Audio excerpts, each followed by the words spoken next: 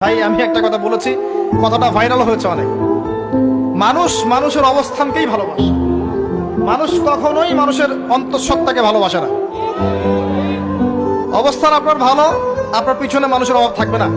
আজকে আপনার ক্ষমতা আছে, পাওয়ার আছে, খ্যাতি আছে, ইত্যাদি আছে, মানুষ দেখবেন পিছনে ঘুরঘুর করছে, ঘুরঘুর করছে, এবং এরা কিন্তু সবাই সবার স্বার্থেই ঘুরঘুর করছে। এর বাইরে আল্লাহ পাক কিছু মানুষের মনে আল্লাহর পক্ষ থেকে মহব্বত দেন, এটা আলাদা বিষয়। আপনি মানুষকে সন্তুষ্ট করতে পারবেন না। পরিবার, বাবা মা, ছেলে মেয়ে, বউ বাচ্চা, কাউকে সন্তুষ্ট করতে পারবেন না। 100% আপনি কাউকে সন্তুষ্ট করতে পারবেন না।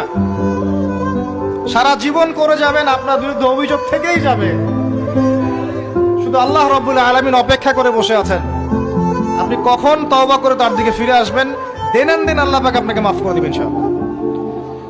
আল্লাহ পাক বলেছেন, শুনেন, ইল্লা মান তাবা, যে অনেক গুনাহ করেছে, শিরক করেছে, জিনা করেছে, মদ খেয়েছে, বিদআত করেছে, হারাম খেয়েছে, আল্লাহ পাকের অবাধ্য হয়েছে, নামাজ পড়ে নাই, যাকাত দেয় না, ইত্যাদি ইত্যাদি অনেক অন্যায় করেছে, একদিন তওবা করে ফিরে এসেছে। আল্লাহ পাক বলেছেন, ইল্লা মান তাবা, যে ব্যক্তি তওবা করে ফিরে আসলো, ওয়া আমানা, এবং ঈমান নিয়ে আসলো, ওয়া আমিলা আমালান সালিহান, এবং এখন থেকে সৎ আমল করা শুরু করলো, হোক সে নারী বা পুরুষ, যে কেউ, যে কোনো বয়সের, যে কোনো বর্ণের, যে কোনো ভাষার, যে কোনো দেশের, এগুলো কিচ্ছু যায় আসে না আল্লাহ পাকের। ইন্নাল্লাহা লা ইয়ানজুরু ইলা আজসামিকুম ওয়ালা ইলা সুওয়ারিকুম ওয়ালাকিন ইয়ানজুরু ইলা কুলুবিকুম ওয়া আমালিকুম। আল্লাহ পাক শুধু কলম দেখেন, আমল দেখেন, রক্ত মাংস বর্ণ এগুলো দেখেন না। আল্লাহ পাক ফিরে এসেছে, আমল, ঈমান এনেছে, আমল সালেহ করেছে।